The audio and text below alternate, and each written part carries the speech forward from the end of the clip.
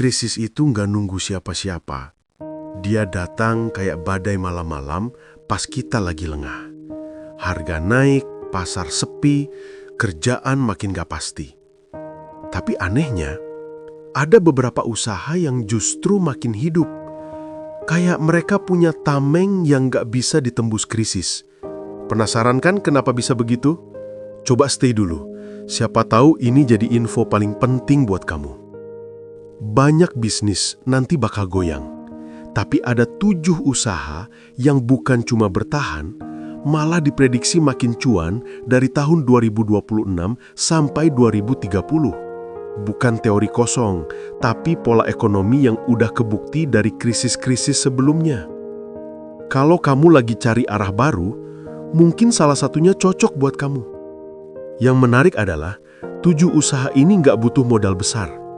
Kebanyakan cuma butuh ketekunan, kreativitas, sama kemampuan buat adaptasi cepat. Dan itu semua ada di kita, tinggal dipoles sedikit.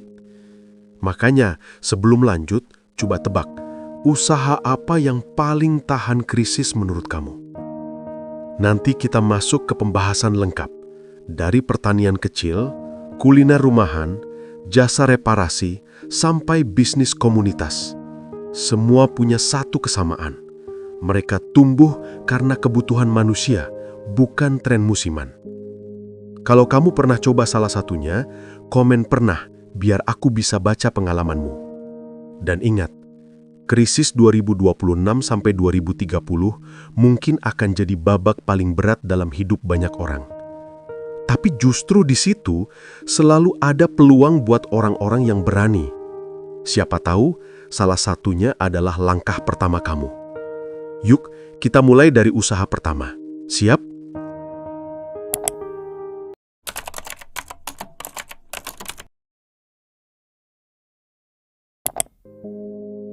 Di tengah harga pangan yang makin gak masuk akal, orang mulai balik ke hal paling dasar, tanah. Pertanian organik kecil itu kayak oase di tengah gersangnya ekonomi. Gak perlu lahan luas, gak perlu alat mahal. Yang penting, niat mulai. Kalau kamu pernah nanam apapun di rumah, komen, aku pernah ya. Yang keren adalah, pertanian organik kecil ini tumbuh bukan karena tren, tapi karena kebutuhan hidup. Orang ingin makan lebih sehat, lebih aman, lebih dekat dengan alam. Dan usaha kecil-kecilan bisa jadi penyelamat, bukan cuma buat dompet, tapi buat pikiran. Kamu lebih suka sayur organik atau biasa? Bahkan anak-anak muda mulai jatuh cinta sama dunia tanam menanam. Mereka pakai irigasi otomatis, hidroponik, greenhouse mini sampai konten edukasi. Pertanian jadi keren lagi, dan itu bikin usaha kecil ini makin bernilai. Kamu, tim hidroponik atau tanah biasa?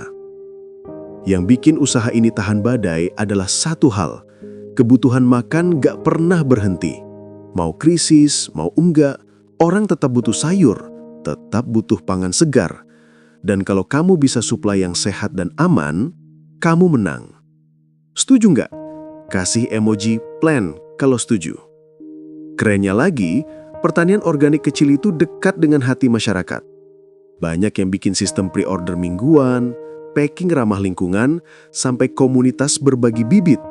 Yang dijual bukan cuma sayur, tapi rasa saling bantu. Pernah beli sayur pre-order gini? Cerita dong. Ditambah lagi, konten pertanian organik gampang banget viral. Orang suka lihat prosesnya, suka lihat hasilnya, suka lihat perubahan dari bibit sampai panen. Ini bikin usaha kecil jadi punya wajah, punya cerita yang bikin orang ikut jatuh cinta. Kamu suka nonton konten berkebun juga nggak? Jadi, usaha pertanian organik kecil ini bukan cuma tentang cuan, ini tentang harapan yang tumbuh pelan-pelan di halaman rumah. Dan di masa krisis nanti, hal kayak gini justru yang paling dibutuhin. Siap lanjut ke usaha kedua yang gak kalah kuat?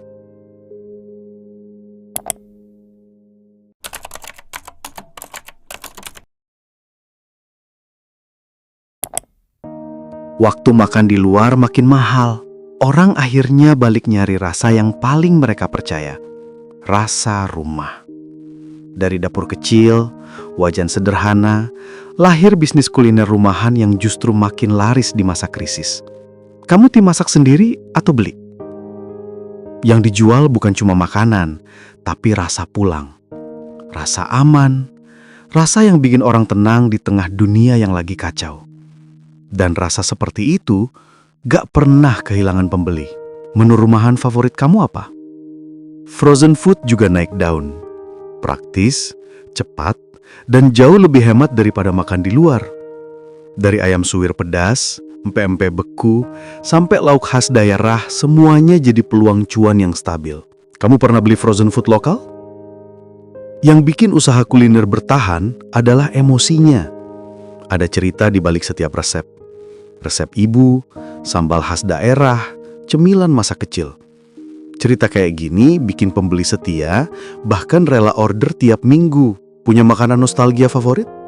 Ditambah lagi, pemasaran kuliner itu gampang banget viral. Video plating sederhana, behind the scene masak, atau testimoni keluarga bisa bikin pesanan meledak dalam semalam. Kamu suka nonton konten masak? Frozen food punya kekuatan lain, repeat order. Sekali orang cocok, mereka bakal beli lagi, dan lagi. Di masa krisis, pola begitu bikin bisnis tetap hidup. Tim repeat order? Komen ya! Jadi, kuliner rumahan dan frozen food bukan cuma sekedar bisnis. Ini tentang rasa yang bikin orang bertahan. Di masa krisis nanti, comfort food kayak gini justru makin dicari. Siap lanjut ke usaha ketiga yang beda banget energinya.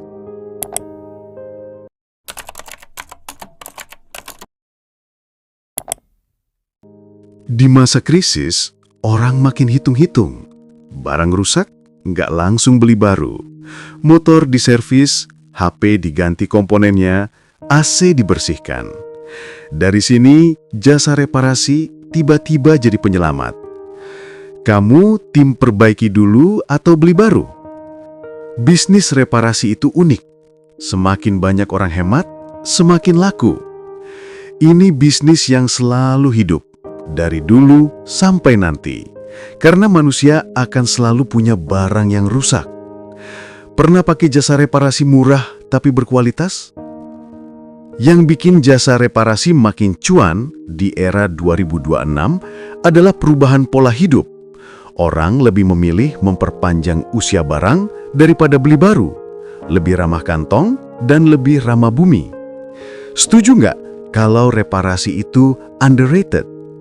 Generasi muda juga mulai masuk ke dunia reparasi. Mereka bawa energi baru, video edukasi, tips perawatan, konten before after. Satu video bisa bikin orderan rame berhari-hari. Suka nonton video perbaikan? Yang paling penting di bisnis reparasi bukan alatnya, tapi kejujurannya. Orang akan kembali kalau mereka percaya. Dan ketika krisis datang, kepercayaan adalah mata uang paling mahal. Setuju nggak kalau kejujuran itu investasi jangka panjang? Jasa reparasi itu potensial banget karena repeat ordernya tinggi.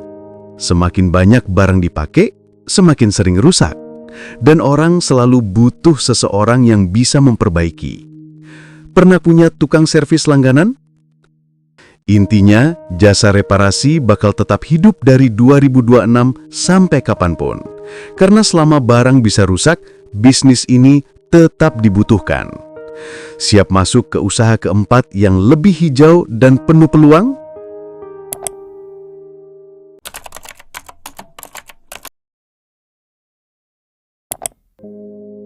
Gue tuh dulu mikir, sampah ya sampah. Gak kepikiran sama sekali. Kalau dari barang yang orang buang, ada peluang penghasilan yang beneran nyata. Tahun 2026 nanti, harga bahan baku banyak industri bakal makin mahal. Dan lucunya, bahan baku daur ulang malah jadi rebutan. Yang bikin gila, hampir semua jenis barang bekas itu punya pasar. Kardus, plastik, besi, bahkan elektronik rusak, semua laku. Bahkan sekarang mesin pencacah plastik itu udah murah banget. Mulai dari rumahan aja udah bisa jalan, dan hasil cacahannya laku keras. Sisi bagusnya, makin banyak UMKM yang pakai bahan recycled. Artinya, Semakin tahun, permintaannya makin nambah. Dan yang paling enak, usaha ini tuh bikin lingkungan lebih bersih, tapi tetap kasih income yang stabil. Double win banget. Yang jarang orang sadar, dengan modal kecil, usaha daur ulang bisa jadi mesin uang 2026 nanti. Kalau menurut lo, jenis sampah apa yang paling potensial?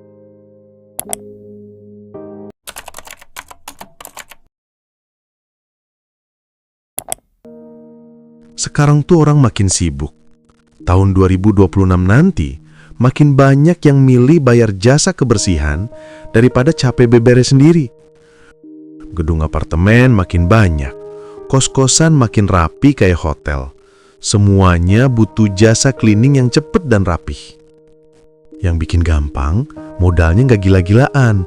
Cuma butuh alat kebersihan lengkap, vacuum, chemical aman, plus sedikit training. Dan jenis jasanya banyak, mulai dari general cleaning, deep cleaning, sampai cuci sofa yang sekarang lagi rame banget. Enaknya usaha ini tuh repeat order. Orang butuh bersih rutin, jadi pendapatan bisa stabil banget.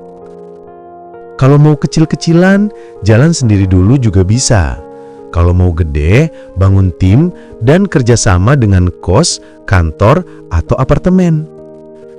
Kadang kita tuh lupa, jasa kebersihan itu bukan cuma pekerjaan. Ini kebutuhan pokok masyarakat modern. Menurut lo, jasa apa yang paling potensial buat 2026?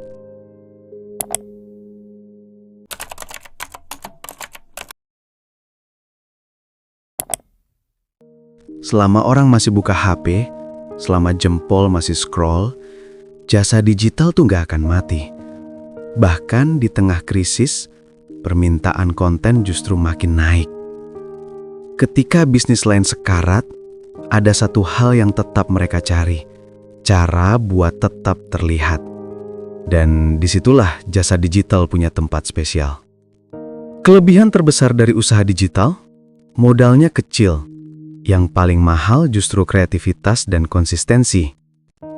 Dari editor video, desainer, fotografer produk, penulis konten, sampai admin sosial media, setiap peran punya pasarnya sendiri. Keren lagi, skill digital tuh bisa tembus pasar global kok. Kerja dari desa, klien dari US. Kerja dari kamar kos, bayaran dolar. Banyak kreator dan freelancer besar itu mulainya dari satu postingan pertama. Kadang gara-gara satu konten kecil, hidup mereka berubah. Menurut lo, skill digital apa yang paling kuat buat 2026 nanti? Komen di bawah ya. Siapa tahu jawaban lo bisa bantu orang lain juga.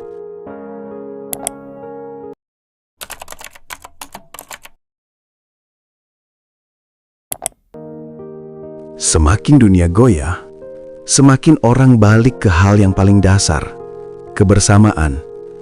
Dan dari situ, lahir usaha kolektif yang kekuatannya gila banget. Dari warung gotong royong sampai koperasi modern, model usaha berbasis komunitas tuh nggak cuma bertahan, tapi justru naik daun pas krisis. Yang bikin usaha komunitas kokoh, karena keuntungan dibagi bareng, dan risiko juga dibagi bareng. Solid banget. Kebun bareng, dapur bareng, sampai marketplace komunitas. Semua muncul dari satu energi, biar kita semua tetap hidup. Usaha komunitas itu bukan tren musiman. Ini masa depan. Makin mahal hidup, makin kuat nilai kebersamaan. Kadang yang geraknya pelan, justru yang efeknya paling gede. Komunitas kecil bisa nyelamatin satu desa, bahkan satu kota. Menurut kamu, usaha berbasis komunitas apa yang paling cocok buat Indonesia 2026 nanti? Drop pendapatmu di komentar, biar kita bisa belajar bareng. Kalau dipikir-pikir, 7 usaha ini punya satu kesamaan. Mereka semua lahir dari kebutuhan paling dasar manusia. Makan, hidup, saling bantu, saling jaga. Dan itu sebabnya mereka paling tahan badai. Kita sering kira yang paling kuat itu bisnisnya. Padahal sebenarnya, yang paling kuat itu manusianya. Yang mau belajar, mau adaptasi, mau bangkit walau jatuh berulang kali. Dan kabar baiknya, Indonesia punya jutaan orang yang seperti itu. Yang gak menyerah walau kondisi makin berat. Yang tetap kerja keras walau hasil belum kelihatan. Krisis 2026-2030 nanti bukan cuma soal bertahan hidup, tapi soal tumbuh, soal jadi versi diri kita yang lebih kuat daripada sebelumnya. Dan kalau kamu ngerasa video ini bikin kamu sedikit lebih siap, lebih tenang, atau lebih semangat, ya udah, tinggalin like kecil buat support channel ini, tulis pendapatmu di komentar biar kita bisa belajar bareng. Dan kalau kamu mau ikut perjalanan Mind Vibe ke depannya, boleh banget klik subscribe. Kita jalan bareng-bareng.